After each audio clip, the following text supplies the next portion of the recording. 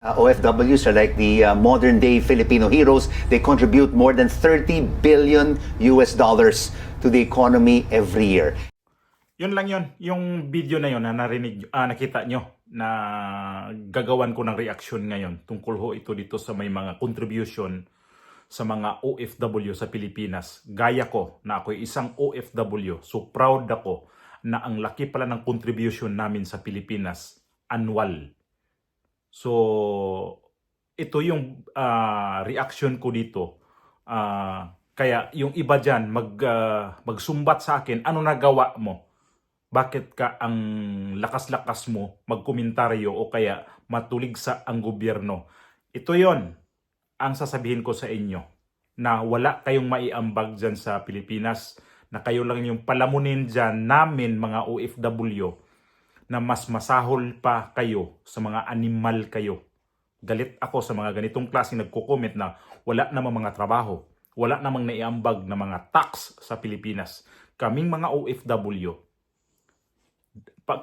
pagdating namin dyan sa Pilipinas, kami pa yung laki ng contribution.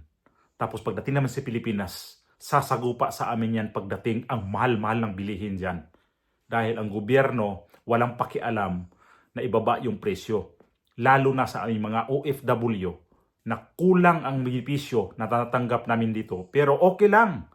Pero hindi nangahulugan na kaming mga OFW porket nandito sa ibang bansa, ang yaman na namin. Kasi nga may mga pamilya iba dyan, may mga kamag-anak o kaya mga kakilala pag galing ka sa ibang bansa, hindi nila alam yung trabaho na dinanas namin dito. Ang hirap-hirap dito magtrabaho, pero tiniis namin yan kasi nga naghanap kami ng ikaunlad sa sarili namin o kaya para sa pamilya namin. So alam nyo ba kung magkano ang contribution namin sa isang taon sa Pilipinas? Tapos ang iba dyan, grabe magtuligsa sa mga hindi nila alam kung anong trabaho yung nagko-content. Ako, totoong trabaho ko, OFW. Yan ang ibig ko sabihin. Kaya malakas ako magbantay sa gobyerno nito dahil kurap nga. Ipasok ko yung video, itong makikita nyo ngayon. Dito nyo malalaman kung magkano nga ang contribution namin mga OFW. Please subscribe po sa ating YouTube channel at paki-like itong video na to. I-share na ninyo.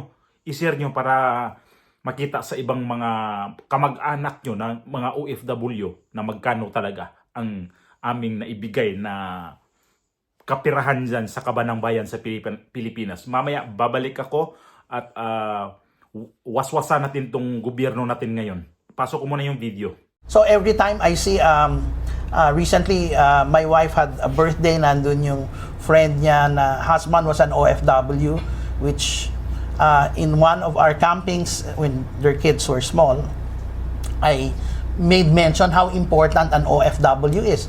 It brings consumption to our economy, di ba? So those are things that, you know, we have to value each and everyone's contribution. Absolutely. OFWs are like the modern-day Filipino heroes. They contribute more than 30 billion US dollars to the economy every year. Ito yung video na to na kinuha ko dito sa ANC. Itong kay Rico Hison. Ito yung programa niya rito. Ano to yung ano niya is yung channel nito ay sa ANC. Ito yung cable channel. Dito mapanood sa mga walang mga cable kasi cable channel ang ANC. So kung meron kayong mga cable, pwede nyo to makita o kaya sa YouTube na lang. Kasi ako nanonood sa YouTube eh. Pero ito yung ang programa ni Rico Hison ay itong Beyond That Exchange. So nag-interview nga siya itong dalawang tao na to. Isang lalaki at yung babae. Di ko kilala to eh. Palagay ko mas mga ano to sila, mga economist siguro to, pero di ko ano to sila kung sino nga to. Pero nabanggit lang kasi itong mga contribution nga dito sa OFW na umabot lang naman ng 30 billion US dollar a year. Mantakin nyo, imagine ninyo, 30 billion dollars a year ang contribution ng buong OFW na nanggaling sa iba't ibang panig ng mundo na nagpapadala ng remittance sa Pilipinas. Kung ito yung perang kalaki nito, dollars 30 billion dollars a year. I-times nyo sa 57 ba ngayon ang palitan, o ilagay nyo lang 50 pesos ang palitan. Ilagay nyo lang sa mababa kung magkano ang kinukontribute namin na pera sa Pilipinas na hindi namin niya napikinabangan. Panahon ni Pangulong Duterte, doon ako sa saludo kasi yung mga passport, ginawang 10 years, mayroong nagtayo ng hospital, pero hindi lang sa Metro Manila kasi ang hospital na yan eh. Diyan lang ako na nilagay niya to dito sa may Northern Luzon. Di ko na matanda kung saan banda to. Di ko sure. Comment na lang kayo kung saan banda ang hospital na to na pinatayo ni dating Pangulong Duterte. Tapos ang nito ay sa mga OFW. Yung launch ng dyan sa may NAIA, sa kanya pa yan. Dyan pa, nagsimula siya dyan. Kaya lang na-implement na ngayon yan, panahon nitong si Ngiwi. Kaya hindi ako saludo dito kay Ngiwi. Kasi nakikisakay lang naman yan sa mga project ni Tatay Digong eh. Kung hindi, wala siyang sariling plano. Tapos ang isa pang nakagandahan nito is yung passport na ginawa din ng passport at saka itong driver's license na ginagawa rin ni Tatay Digong ng 10 years validity. So, nag-renew lang ako ng passport last year kung nagbakasyon na ako sa Pilipinas, pero hindi yun nakuha kasi nga dormant daw yun. Nabanggit ko to sa iba kong vlog.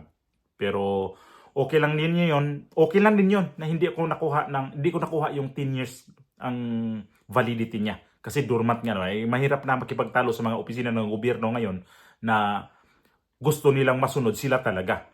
Na kami mga OFW na hindi nila nakikita kasi yon, na baka sabihin na special treatment naman itong tao na to. Porkit ba nasa ibang lugar to nagtatrabaho? Natural. Kasi nakita ko pala itong sinasabi dito ni Rico Hison na napakalaki palang contribution namin dito sa sa Pilipinas, itong contribution sa sa mga OFW. So tanong ko diyan, napakinabangan ba namin yan? Hindi. Mayroon bang mga dagdag na benepisyo sa aming mga OFW? Kayo dyan, mga OFW. Kung napanood nyo to, tanungin nyo sarili nyo, tingnan nyo sarili nyo kung may dagdag bang mga benepisyo natin natatanggap pagdating sa Pilipinas. Wala. Wala. Ewan ko lang sa inyo, pero sa akin wala. Pagdating sa Pilipinas, kahit man lang tayo kung magbiyahe tayo mag-eroplano tayo halimbawa papuntang probinsya, mula sa, o saan tayo pupunta sa domestic flight.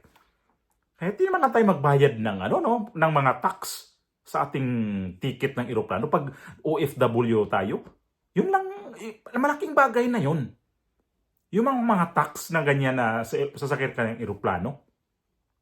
O kaya kakain ka sa mga McDo, kakain ka sa mga Jollibee. Dapat may, mga free tax tayo. Kasi, ang laki pala talaga ng natin contribution mga OFW nito. Pero ang gobyerno nito hindi ito nakikita. Hindi nga to sila naggawa pa ng mga ito yung makuha pa natin ng mga benepisyo. Sa UWA, pag nagmiyembro ka ng UWA, may mga benepisyo sa UWA. Magkano lang naman sa UWA. Kung di ko nakalimutan, every 2 years yata magpaano ka sa UWA. Yung Overseas Worker Welfare Association ba? Hindi ko sure kung ano yun. Basta, nakakasama ng loob na itong pera na laking halaga natin na 30 billion US dollar ang ating inaambag sa Pilipinas. Pero itong gobyerno na ngayon, walang pakinabang sa atin. Wala tayong pakinabang nakuha nito sa gobyerno natin. Sila ang laki ng pakinabang ni Bongbong Marcos sa atin. Pero ang ginawa nito, puro kurap, puro pamigay ng ayuda sa mga tao dyan na hindi naman dapat bigyan ng ayuda. Yung may mga trabaho dyan, bibigyan pa rin ng ayuda sa pamamagitan ng AKAP. Punyeta. Anong klaseng utak ang mayroon nitong nagpapasimuno nitong AKAP na to at saka yung AX.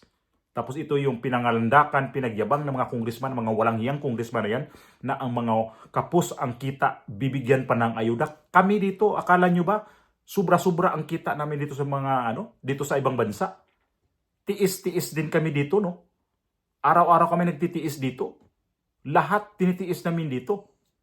Kalusugan, klima, pagkain, lahat. Pero hindi kami, wala kaming magreklamo kasi pumunta kami dito.